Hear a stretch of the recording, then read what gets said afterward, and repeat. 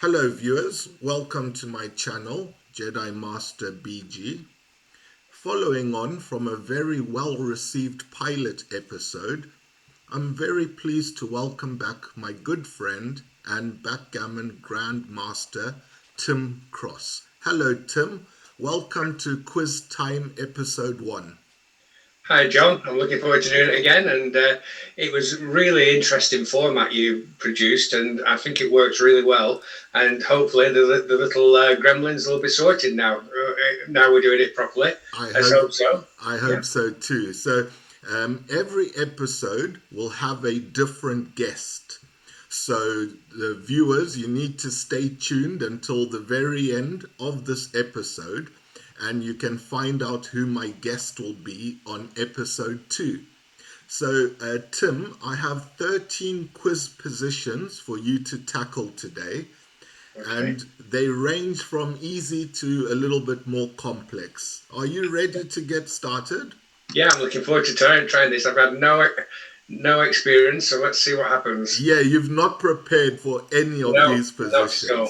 Okay, so I'll start you off nice and easy. Here we go. A 6-5 to play. Yes. Oh, surely it's just 24-13. I can't see any reason to play 2 down here. Yeah, I'm just playing 24-13. Okay. I've heard of this play referred to as Lover's Leap. Do you know anything about why it's been called Not that? a reason. I've no idea, no clue. I mean, it does sound quite nice for it. It is a leaping play, and it is a play of leaping to the midpoint in one go. And I suppose Lover's Leap is a nice way of putting it. But I really don't. That's all. I've not got any concrete ideas. Okay. But yeah. All right. Maybe because we love it as players as well, because we've escaped one checker. Yeah. So let's see if XG agrees. There we go. So good start. All right. Brilliant. So this is position 2.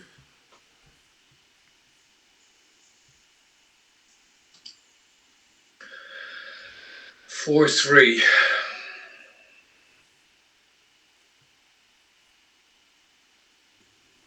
Well, it helps that I can't move my back checkers.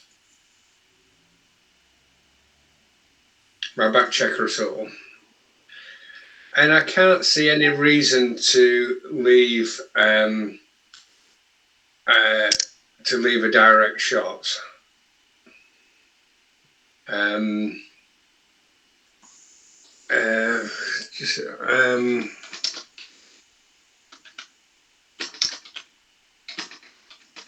So I think 2 down. Okay. I think 2 down. Let me just. Is there anything else? I mean, there is we've got to, because there's so many indicators telling us to play extremely carefully here. We've got 1 checker back against 2. We've got a massively weaker board. There is even the thought of 13-6, but I think it's just too basic. But the indicators of the position are telling us to play 13-6, but that is just such a weak play. I'm going to go 2 down. Okay. So 13-10 and 13-9. Yes. But like I say, I won't be shocked if it's 13-6. But just because of the risk if we get because of the strength, the board strength differential. But I'm going with 2 down. I think we need to we can't carry on just stacking. Okay. All right. Let's reveal. Oh, yeah. So the 13-6 is not too far behind, and yes, you were right. It's because we are so badly outboarded. Yes. Yes. Yeah. And that's why the horrible, ugly play of adding to the 6 point is not even a big punishment. Okay. Okay. 3-2. Okay, again, we really can't make much progress with our back checkers. I think there's a natural, nice, safe play of making the bar point. That seems the right play to me. just make the bar point, but not just for making the bar point, but it's safe play as well. And again, safe plays are indicated when we're so massively outboarded. So I'm actually, and one that safeties 2 checkers and makes a valuable point. Surely that must be the play. So 10-7, 9-7. Okay, all right. It's the only play. It's the only play. Yeah. Yep. Okay. What I like about your quiz formats, I mean, we've only done 3, is it doesn't feel like weird and strange positions. It's proper backgammon. Okay, a lot of times one of the things I've got against Facebook problems is that it's the right answer is a complex answer rather than the natural play. And unfortunately, whilst that might be good for Facebook puzzles, it doesn't make you a good backgammon player. Backgammon player is doing the simple things correctly. Very good. And Facebook quizzes, they tend to, you get the idea, you start looking for weird players, strange players rather than natural players. And I think that's a dangerous thing to do for people's backgammon game. Okay, so now I've said that, it'll suddenly get a whole harder, but we'll see. Okay, so this is a cube opportunity. Okay. Would you consider a cube? Are we talking for red or for what? For us or for white? For orange.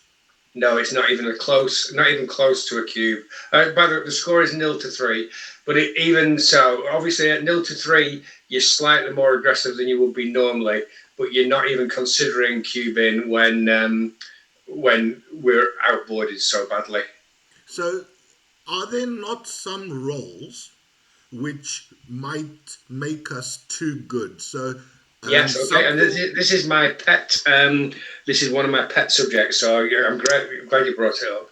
And it comes from, so many people talk about market losers all the time, and I understand what this, and there's John O'Hagan's famous rule that if you've got 9 market losers, you should double. But one of the things that bothers me about that, and I've seen it done so many times, people just consider market losers, and they don't actually consider whether they're winning. So how I teach differently than considering market losers. Obviously, it's doing the same thing, a bit like my traffic light system is doing the same thing as match equity calculations. But it's doing the same thing. But what I talk about is, first of all, are you in the ballpark of a cube? Are you between 65 and 75%? And then, secondly, once you've established that, is it a volatile position or a static position? And so fundamentally, if it's a volatile position, you're more likely to cube. But first of all, make sure you're winning, And so when I say you're more likely to cube in volatile positions, that's what other people talk about when they're talking about market losers. It's the same concept of volatility and market losers. It's a different way of putting the same thing. Okay. So I would say here, the reason we're not cubing is not because there aren't market losers, but because we're just not enough of a favourite. Okay.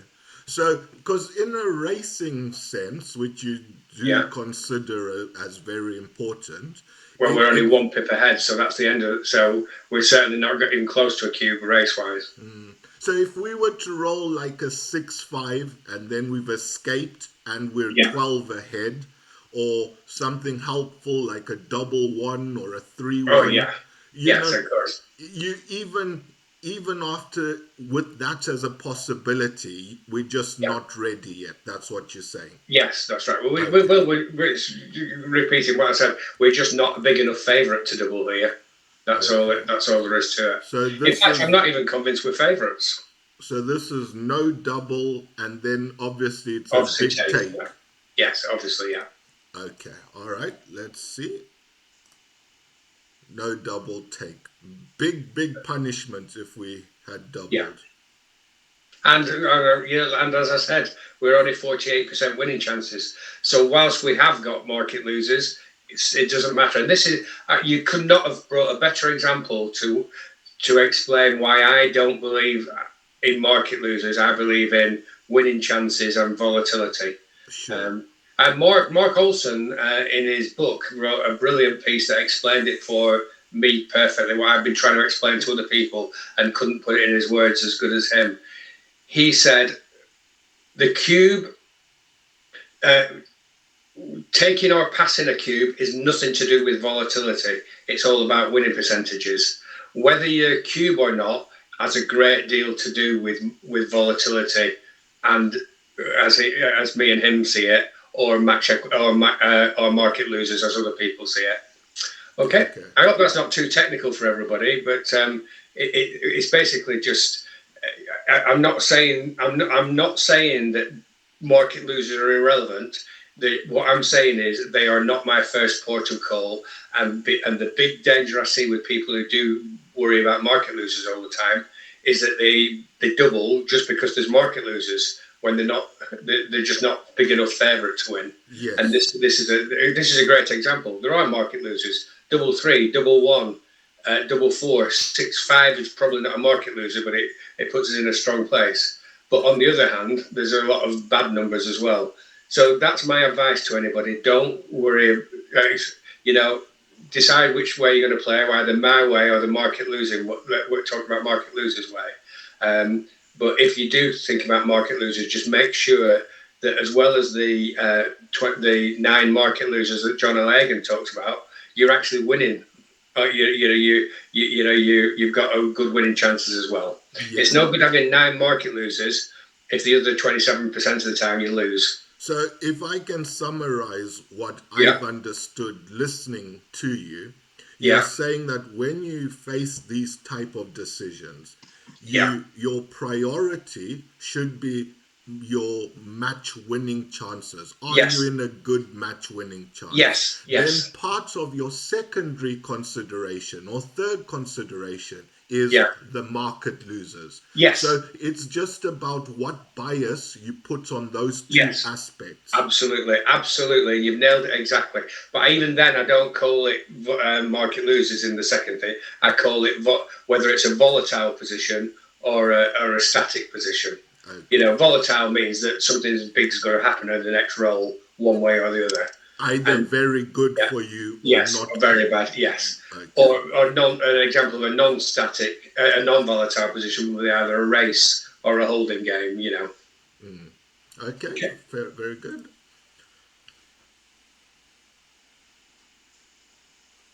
Wow! This is hard. Okay, so I'm 36-2. So the race is more or less level, but we'll be slightly after it. Now, this is my weakness because we're playing against... I got to try and choose between 13-7-5 and 13-7-8-6. Now, my weakness is I play too carefully, and therefore I would probably play 13-7-8-6. And I've got to but I should be considering 13-5, which is like 8 in play. Why have you not mentioned 20? Oh, because 24 only goes to 16. There's no particular 2, and there's 3 shots attacking it. But it's a consideration. I'm actually playing 13-7-8-6. That's the Tim Cross style, and it's a bit too static normally. And I'm going to learn from this if I should have played 13-5. But I'm just going to carry on with my safe versus bold theory, which will be mentioned in my upcoming book with Andy Darby. Okay. And as in this safe versus bold theory, I talk about the board strength massively, and so there's indicators to play safe, which is why I'm going to play 13-7-8-6. But I can see that 13-5 is a strong, should have some merit. But I'm going for the really static, boring play one more time. I've got to consider 13-7, 24, 22, but it just does seem like a lot of attack. Now, I'm going to go for the Tim Cross style of 13-7-8-6, but be aware that Tim Cross's style might need updating to be a bit more aggressive with 13-5. So 13-7-8-6. Okay. And it was 13.5. But it was only 21. So that's why that's a really good example of Tim Cross's weaknesses, why he's not Mochi level backgammon player, because he just can't play. He doesn't play quite aggressively enough, and .021 differential is the kind of shows my bias towards playing carefully rather than aggressively. Okay. And I have that natural bias. It's very hard to break. But the correct play is 13.5 rather than 13.786. Can I play a bit of devil's advocate here? Okay. Because you can see my play in the match was highlighted in blue. Oh, God, which was what? Which was 24-22. Yeah. Okay. Yeah. So the problem with that play is it just comes under the gun too much. It's just there's just too many white attackers on it, and so you just like. Again, the side, you've got there's just too many. So you've got 3s, 5s, and 6s, and already against a 3-point board, you can just get crushed really quickly. I mean, not necessarily. You might get away with it, of course, and then it'll work. After all, your play is only a .06 error. Oh, a .060 error. It's not a huge blunder, but it's. But that's the reason I didn't play 24-22 because of the attackers. If, say, one of the checker on the 17 wasn't there, I probably would have played 24-22 because the attack isn't quite as strong against it. Okay.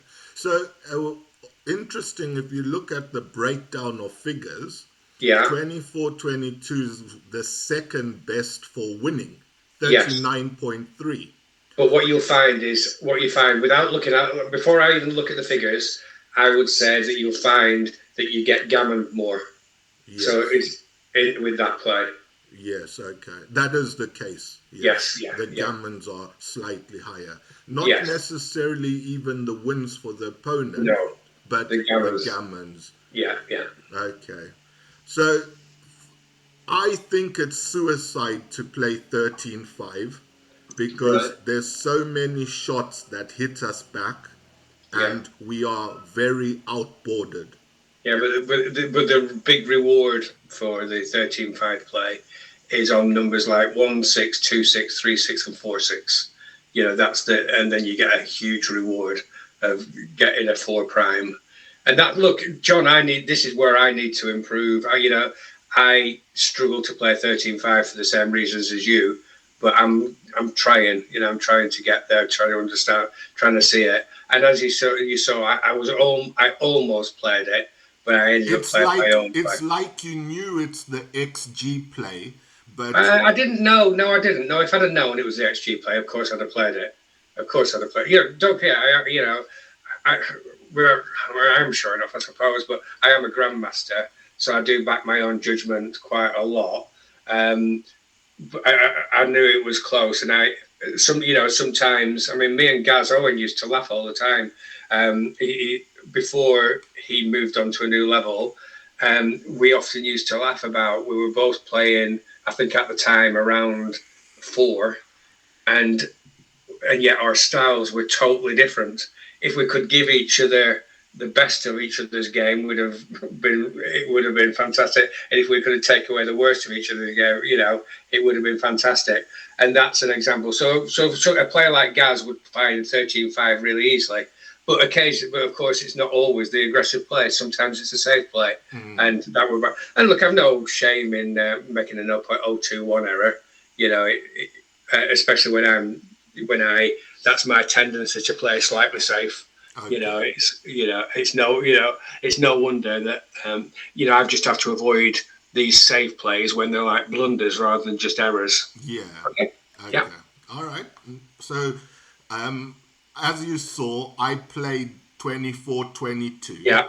And my opponent hit me from their 6 point. Yeah. And I've rolled a jackpot roll 3-1. Yes. So I'm sure that you'll find this very easy. Well, I'm pretty sure that even though bar 22, I'm going to hit twice. So even though I'm outboarded so badly, 2 on the bar, better by far, is such a magnificent, it's such a strong rule. It's not always right, of course, but it's a real good indicator. Even with a weaker board, it gives me a chance to make my opponents win the battle for the opponent's 5 point. I don't mind the 6-5 now because there's limits to how many return shots there are, which there weren't in the previous example. But there's now limits on this one. Yep, and that's why. And of course, you're right. Now 6-5, anything else is a 325 blunder. So of course, it's much better in this instance than the last time. Yeah, you're right. Of course. Okay. So now we look at the cube again. Wow, this is different now. This is much more interesting. So let's go through the cube decisions. So we've got has our opponent got an anchor? No. Has he got a checker on the bar? Yes. Big indicator, double drop. Who's got the race lead? Us by 32. Another big indicator, double drop. Now the big thing is he's got the stronger board. That is the real dilemma. That's a real thing that's indicating that we should be careful. Stronger board you've got to take into account. But all in all, I think it's a double. Okay. What should the opponent do? Oh, don't ask me that one. Let's just... Oh, my goodness.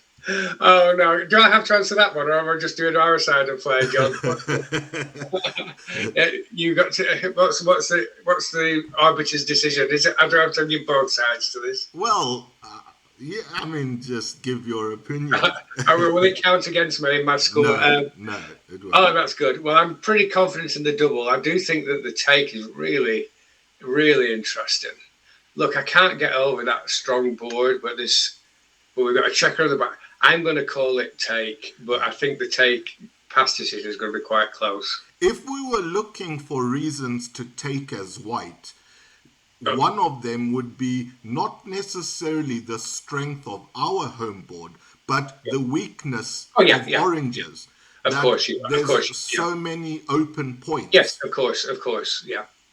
Sorry, when I talk about board strength, I talk about board strength differential between us and our opponent. Okay. Yeah. All right. So I don't know. Let's have a look. Let's have a look.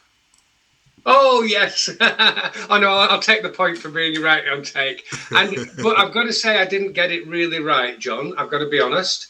The cube was only just... if you remember, I thought the cube was quite easy. And the take is pretty clear take. So I would have guessed it was a bit of a stronger double, maybe a 100 double, and a take by only about 80 or so. But still... I'm happy just to get the answer right. Yes. Okay. So in the match, I doubled because I thought... Well done. Good double. I thought, you know what? I've got so much that could go well for me here. Yes. I want to capitalize if it does. Very good double, John. Very good double. Okay. Look what I rolled next. Oh, no. How horrible is that? This is intriguing. So there's so much... Okay, so we've got to look at putting 2 on the bar. So we can look at 8-2, 7-2, but then we see the 22, 17, 11, which is also good as well. I think I'm going to do that. I'm going to do 22, 17, 11, and just hope that our opponent doesn't roll a 5. 22, 17. We normally put an asterisk to show a hit, right? Like that. 22, 17, 17, 11. Okay. All right, let's reveal. There we go. Another good one. So it's clear that escaping is part of the best play. Yes, yeah. Okay. Well, I didn't think it was clear because I thought, making an any point with 8-2, 7-2, I thought had to be considered. If it hadn't been quite so deep, I think it would have been a lot tougher decision. And the other thing about 22, 17, 11, it also is another cover number for the 5 point. Yes. Yeah. Whereas 13-7, which is a second choice, Yes. we're putting a spare where we don't need it. So Yes. that's silly. Okay, good. Here we go. This is a bit later on in the game now. Okay. And we've got a double 2 to play here. Well, without question, we are definitely playing 6-4 with 2. Okay, that's the easy part.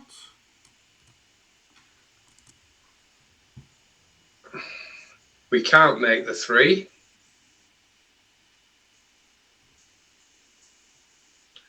We certainly play 1-7-5.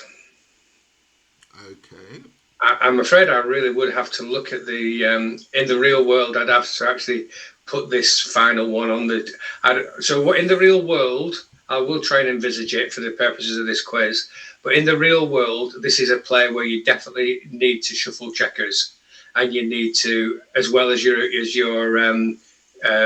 imagining the position. I've said the word before, as well as you actually want to see it in real life to see what is the best final 2. So, but let me try and imagine. So I'm definitely playing 6-4, 2, 7-5, and then I would look visually at whether 8-6 or 7-5 was better. And I think I'm going to go for 8-6, but it's close but it's close. I'm going to go with 8-6. Okay. So I'm going to go 8-4, 6-4, 7-5 is my plan. Okay. Yeah, that one if you want. Yeah. When you've got so many checkers on the 7, Yeah. is this not a good opportunity to just... John, I think it's going to be close. I think it's going to be really close. Okay. So you're like prioritizing replacing a builder on the 6. Yeah. I'm prioritizing having a bit more flexibility. But it's not, again, there's issues like not having the 3rd checker of the 8 point would be good. But I'm not certain. And I honestly I wouldn't visualize this. I would definitely look at this over the board because look at the final 2 over the board because it's quite difficult for the reasons you said. Okay. So I'm not, okay. Let's see. No, you're right. Yeah, but I think there's a chance that I would have got that without doing the visualization. Okay. But look, the bottom line is I got it wrong.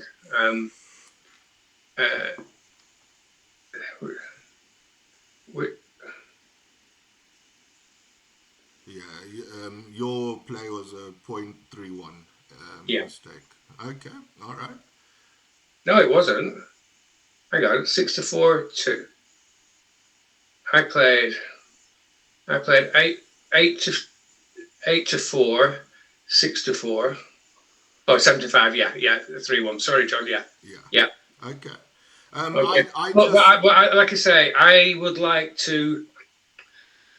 would claim that over the board or when playing live or online, this is a definite example. I wouldn't use visualization.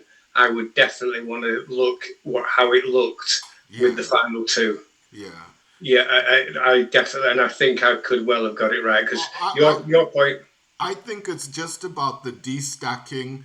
If we take off from the 8, then we have some bad. Yeah, we'll just. Yeah, I know. I think you're right. Look, it was a tough decision. Oh, I'm going to say I've got. No, that leaves no checkers on the 6 point though, which is what I wanted. But you're right. Yeah, okay. It's about the size of the stack and stuff. Yeah, I agree. Like I said, I think I've got a chance of getting that one right. Okay. Don't worry too much. You're not. No. Jesus. No time. You can make. Okay. Error. Okay. Here we go. 5-1.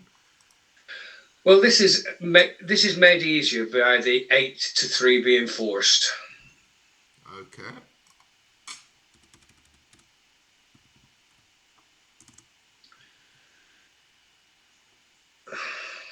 So we've got again, we've got a chance of like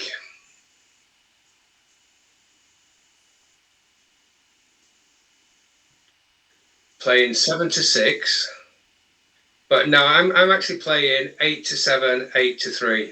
Okay.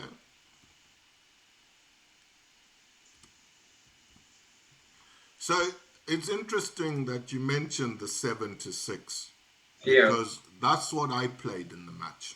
Ah, right. It's not. I felt like it was an acceptable risk to take Yes.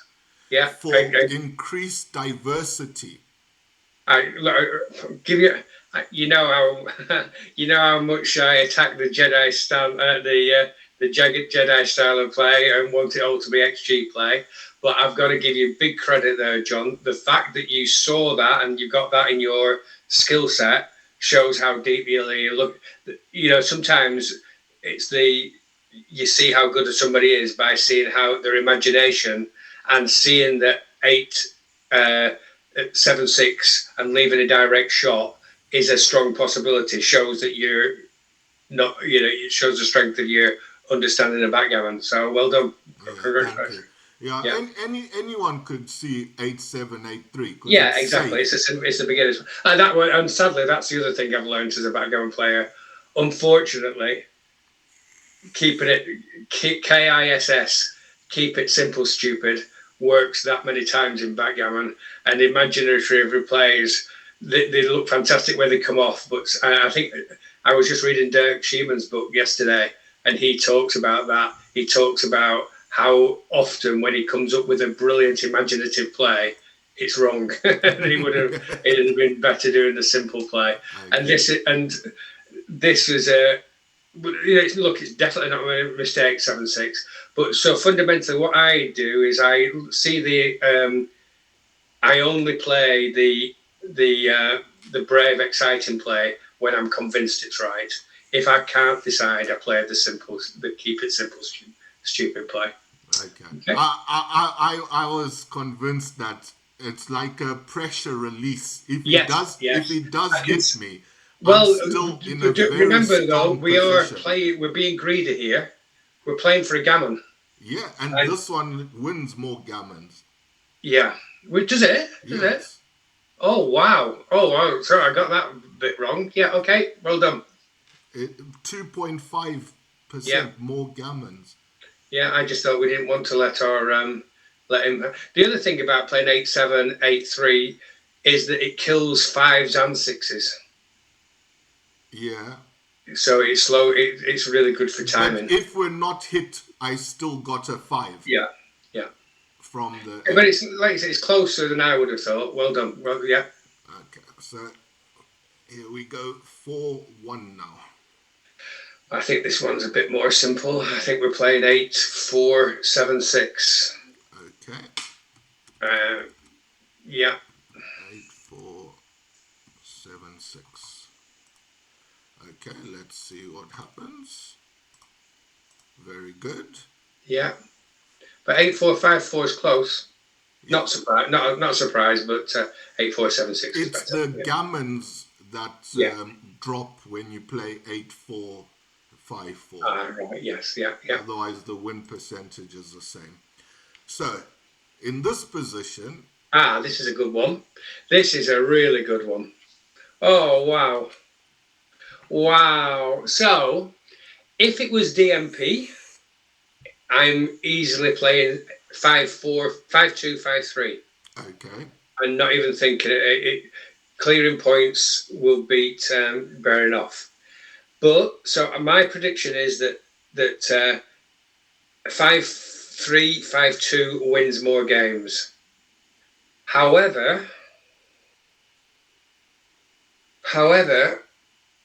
we've got gammons here, so I'm taking 2 off. okay. I'm really not. This is really interesting, but I'm going to say no. This is so difficult. This is so difficult. So gammons, how many? 11. 1, 2, 3, 4, 5, 6, 7 crossovers. Oh my goodness. No, I'm taking 2 off, but again, but only because of gammons. Okay. Oh, this is nail biting. Let's go for the big reveal. Yeah. Oh, whoa! and presumably you see. Oh, there we go. As I'm proud of that, John.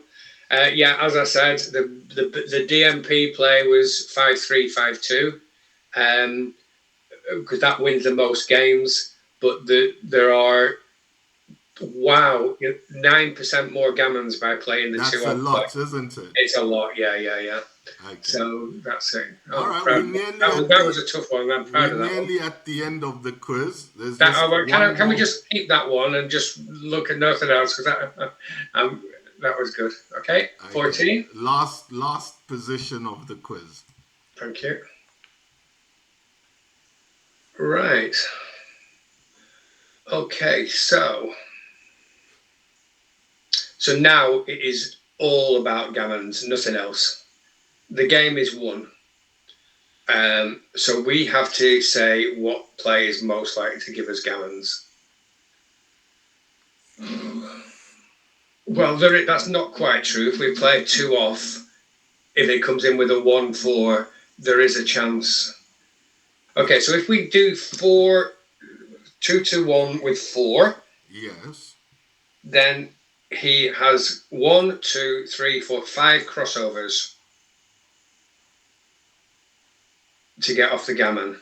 So we are big favourites to win a gammon with 2-1 off, and 100%. Sorry, 2-1 times 4, and 100% certain to win the game. Okay. Okay. And I would guess about 80% favourite to win the gammon and the match. Okay. Okay. If we do the other play, which is 2 off 2, I think we're again 100% certain to win. But the danger of not getting the gammon is that he comes on with a 1. Oh my goodness. I saved the best for last. He comes on with a 1.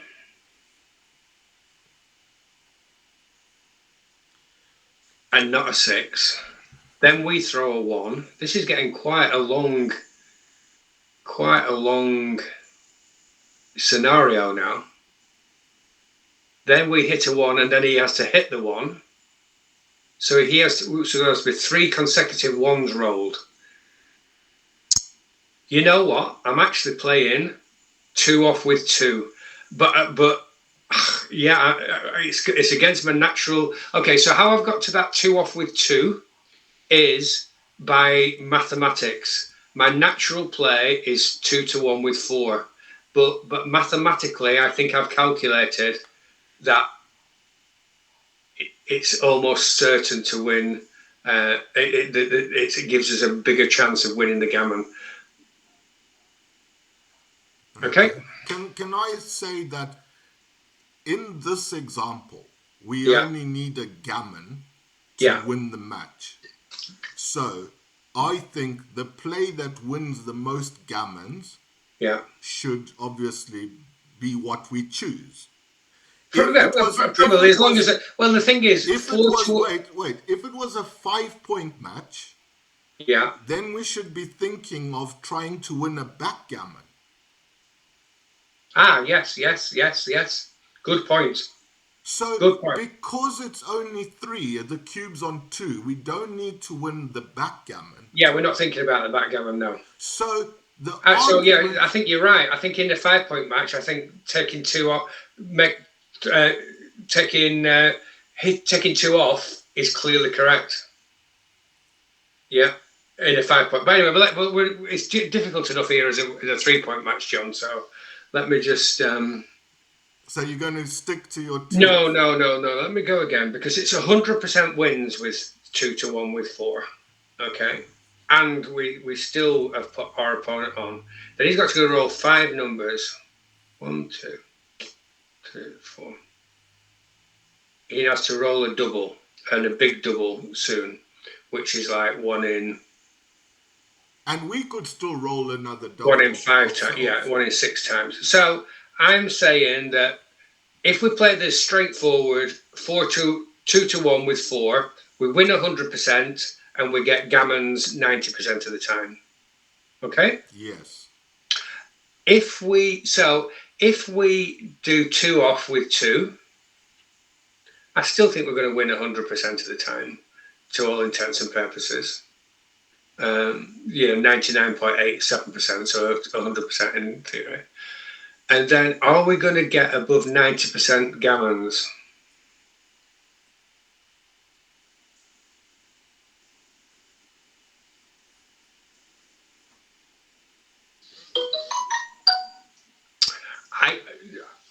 Okay, so we put all this effort in here, and I'm saying that it'll be really close. But I'm going for 2-1 with 2 and taking 2 off. Okay. But I'm not sure. Oh, hang on. No. Don't worry. No panic. 2 off 2. There we go. That's your final answer. That's my final answer. I tried to steer you down the wrong path, but you didn't budge. Oh my goodness! Look, I'm going, John. No, I can't claim this heroically. I actually said that I'm going for this, but it was only going to be a very small margin, so I can't claim to have got this one exactly right, really. But I'm still proud that my mathematics held up to make that the right play. Oh, wow. Well, how did you get that one, John, or did you not get that right? I did get it right. Well done, pal. Well done. Great play. I just thought the chance of him hitting me is it's too far-fetched. I wanted to guarantee a gammon more than... Yeah, but in fact, look, it actually states 100% winning chances, which obviously that shows that XG's inaccuracy, because it's definitely no more than 99.9. Definitely no more, because white comes in with a 1, red rolls a 1, white rolls a 1, and then wins from there. Is definitely more than nil. It's so XG is, as you've said, XG is not God, but it's close. It sounds like a Monty Python line. XG is not God. It's just a naughty boy. No, it's a very, very good backgammon player. It might not be God, but it's very, interestingly, John, I consider XG to be play around 1.5 compared with God. Okay. Other people think that XG is playing better than that, but and Costin thinks XG is playing at 12. Sorry, Costin. Sorry, Costin.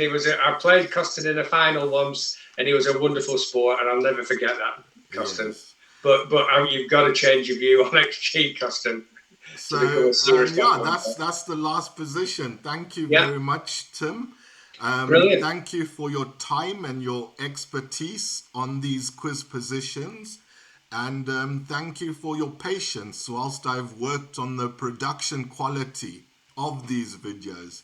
So, yes, thank you very much. I have a few final words for the viewers, as well as the episode 2 guest reveal. But before I go on to that, is there any final words you'd like to say, Tim? Yes, what I'd like to say is I really like this format more than a random 13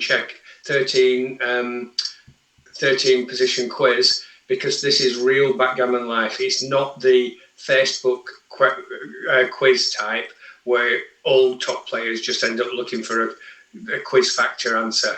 It felt I was playing, because of the nature of the way you've done this quiz, I was trying to play proper backgammon, not look for the quiz factor. Mm-hmm. And I think that makes it much, much more valuable than, like I say, Facebook questions, which it just completely... you almost know it's not the natural play is going to be correct. Yeah. And you might be able to understand the reason, but the bottom line is you wouldn't be playing those answers in there. Where here, I've tried doing exactly how I would have played a real backgammon game there, John. Okay. So it was fascinating. Thank you. Thank you so much, Tim. I hope you have a lovely rest of your day. Thank you. All right. Cheers, mate. Bye. Bye. Bye. Okay, so dear viewers, I'd just like a few final words to say. Thank you for watching. Your feedback and appreciation is the reason I invest my time and effort into making backgammon content. If you have a backgammon position that you would like to see analyzed as part of a future quiz time episode, please message me on Facebook. There's a high chance I'll be able to incorporate it at some point on a future quiz. So, as promised, I'm going to end this episode now with the reveal of my next guest. So, in 5, 4, 3, 2, 1, ta-da! Episode 2 with Grandmaster Christian Monk Christensen. See you soon. Thanks for watching. Bye.